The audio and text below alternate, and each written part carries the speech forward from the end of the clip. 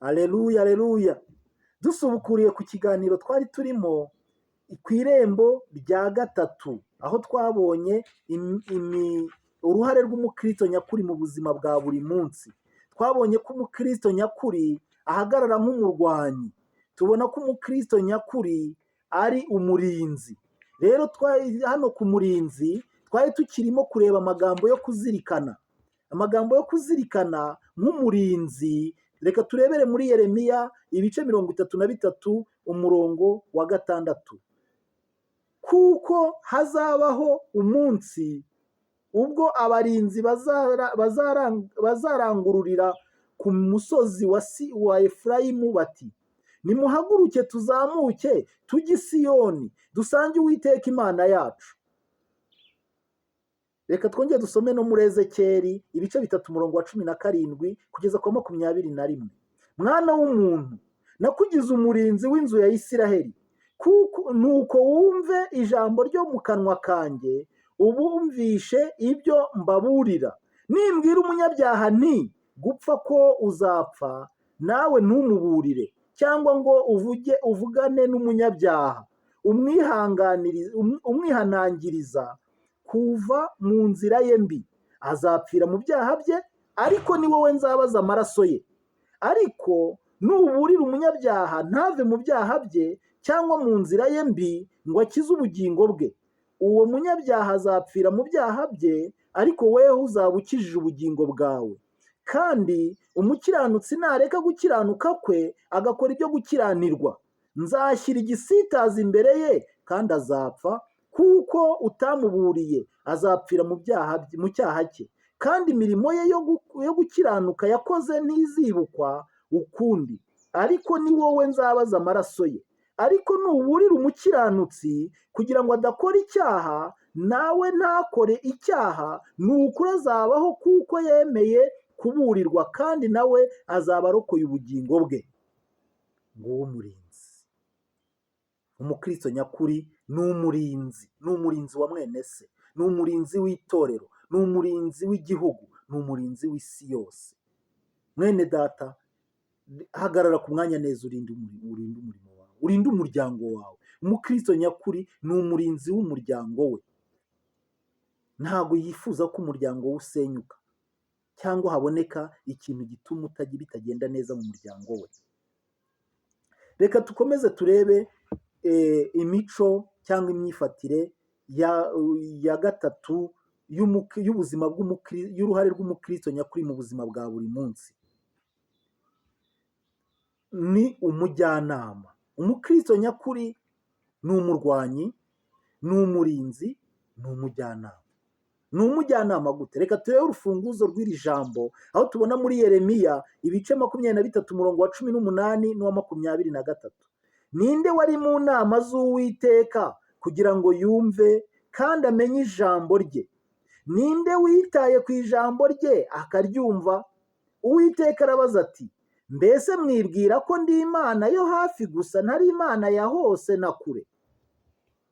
Ni iby'igiciro ku Mana kwakira abantu mu nama zayo, kuko hafatirwa ibyemezo bikomeye.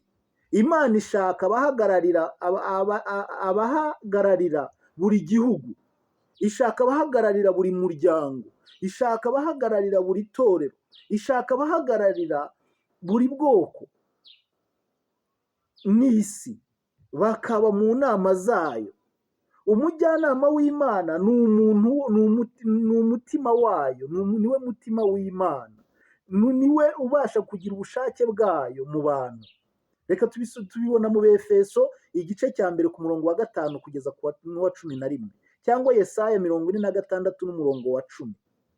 Nta muntu ugira inama Imana. Twibonera muri Yesaya 43 umurongo wa 13 kugeza ku wa 14. Ariko umukristo nyakuri agira uruhare mu bujyanama n'ubuhuza. Twibonera muri Yeremiya 28 umurongo wa 18 n'uwa 22. Umukristo nyakuri azi uwo ari we, azi ibibera mu nama z'Uwiteka, akabimenyesha abandi. Haleluya! Yesu ahabwe icyubahiro. uri umukristo nyakuri nta kintu gishobora kubaho kigutunguye, haba mu nzozi Imana irakugenderera, haba mu nzira ishobora no kukuvugisha, haba mu byanditswe byayo ishobora kukuganiriza. Imana ishaka umuntu uwo ari we wese washobora kujya mu nama zayo, noneho akaba umujyanama wa bagenzi be, akabingingira imbere y'Imana. Reka turebe amagambo yo kuzirikana kuri ino myifatire y'umujyanama. Umukristo nyakuri ni umujyanama, aba ari umurinzi, agahita yiyongeraho akaba n'umujyanama, nanone akaba ari n'umurwanyi. Nirwo ruhare rwe mu buzima bwa buri munsi, bw'abo abana nabo, bw'abo ahura nabo, bw'aho akorera. Ni ukuvuga ngo ni umurwanyi, ni umujyanama, ni umurinzi. Reka turebe rero nk'umukristo nyakuri w'umujyanama amagambo yazirikana mu buzima bwa buri munsi. Turebe Itangiriro ibice 18 umurongo wa 16 kugera ku wa 33. Abo bagabo barahaguruka baragenda berekeza amaso i Sodomu, Aburahamu arabaherekeza. Ahangaha ni babashyitsi bari bagiye kurimbura i Sodomu n'i Gomora, ariko banyuze kwa Aburahamu arabakira, nawe basiga bamuhaye umugisha, bavuze kuko mu gihe nk'icyo ngicyo cy'umwaka utaha Sara azaba akikiye umwana. Sara araseka. Abakimara kugera, Uwiteka arigendera. Amaze kuvugana na Aburahamu asubira iwe. Ahangaha ndagira ngo ni iki yavuganye na Aburahamu? Abo bantu ni iki bavuganye na Aburahamu? Uwiteka yasanze Aburahamu aravuga ngo ngiye kurambura i Sodomu n'i Gomora kubera kuko ibyaha byaho bibaye byinshi imbere yanjye. Aburahamu aringinga ati se none Uwiteka mwami nyiringabo, uramutse usanzemo abantu 50 koko nta waharimbura? Ati nimba asangamo ntago mparimbura. Ni ubujyanama bukomeye, niko umukristo amera. Ati se none nusangamo 20 se? Ati nimba asangamo ntago mbarimbura. Nusangamo 10 se? Ntago mbarimbura. Nusangamo 5 se? Ati Uwiteka ati rwose abo 5 nimbona bakiranuka sindimbura i Sodomu n'i Gomora. Niko umukristo nyakuri abasha kwingingira bene data, bene se, n'abandi bantu nubwo baba badahuje imyumvire. Ariko abakristo nyakuri b'uyu munsi ahubwo baravuga ngo nibabange, bashaka ko bene wabo bapfa, bashaka ko bene wabo babarimbura. Noneho Aburahamu arangije ati se ati utavuga abandi batatu bo, Loti n'umugore we n'abana be bo ndi bubarokore. Rero ahangaha no tubonye ngo Uwiteka arigendera, amaze kuvugana na Aburahamu asubira iwe. Reka dusome n'ijambo ryo kubara mu gitabo cyo kubara ibice 14 umurongo wa 12 umurongo wa 20. Nabateza mugiga mbakureho umwandu wabo, nabateza mugiga mbakureho umwandu wabo, nkugira ubwoko bubaruta ubwinshi, bubarusha amaboko. Uwiteka aramubwira ati ndabababariye nk'uko unsabye. Ahangaha ni igihe Abisiraheli bari bakomeje gucumura. Umwami Imana arababara, abwira Mose ngo agiye kubarimbura, bateze mugiga bose bapfe bashire. Hanyuma ahindure Mose, amuhindure ubwoko bwinshi. Mose ajya imbere y'Uwiteka aratakamba, aravuga ati mwami, abanyegiputa bazavuga kuko wabakuye mu maboko yabo, ariko ukananirwa kubageza mu gihugu wabasezeranyije. Bavuga ko uri Imana idashoboye. None rero icyaba cyiza ni uko wabakiza, wababarira ibicumuro byabo, naho njye kungira ubwoko nta kintu byaba bimaze. Imana iravuga ngo iyo nama niyo, ubwo ungiriye inama nanjye ndababariye. Uwiteka aramubwira ati ndababariye nk'uko unsabye. Umukristo ni umujyanama.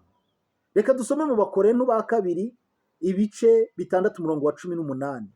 Kandi nzababera so namwe muzambera abahungu n'abakobwa, niko Uwiteka ushobora byose avuga. Imana yifuza ko tuba abahungu n'abakobwa imbere yayo, tuyigera imbere tudafite imitima iducira urubanza.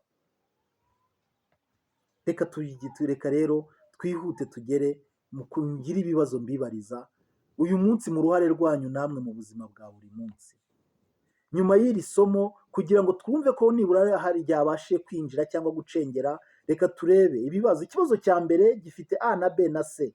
Ikibazo kirabaza ngo uruhare rw'umukristo nyakuri ni uruhe? A, uruhare rw'umukristo nyakuri mu buzima bwa buri munsi ni iki?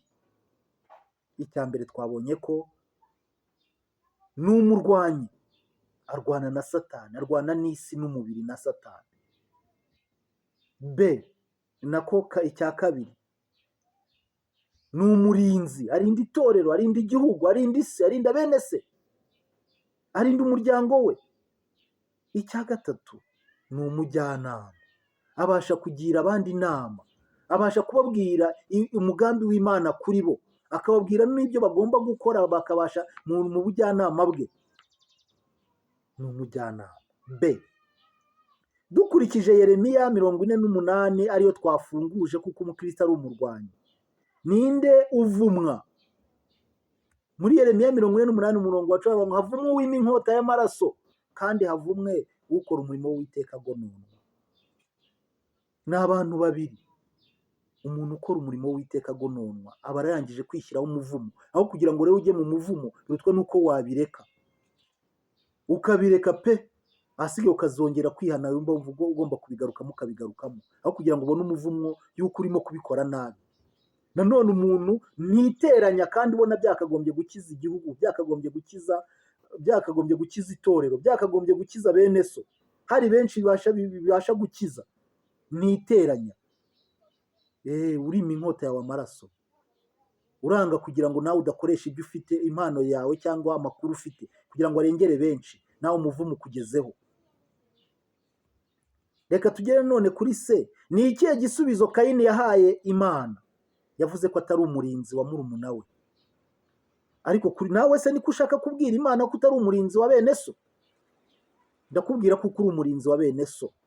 Umukristo nyakuri mu buzima bwa buri munsi aba ari umurinzi w'abandi, aba ari umurinzi w'igihugu, umurinzi w'itorero, umurinzi w'umuryango we.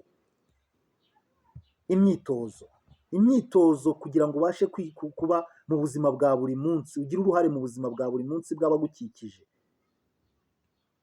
Tekereza, wibaze, muganire ku gisubizo cya Kayini, mugenzure icyo abakristo nyakuri bavuga kuri iyi ngingo. Ese nabo bavuga kuko atari abarinzi b'abandi? Reka tujye mu mitekerereze.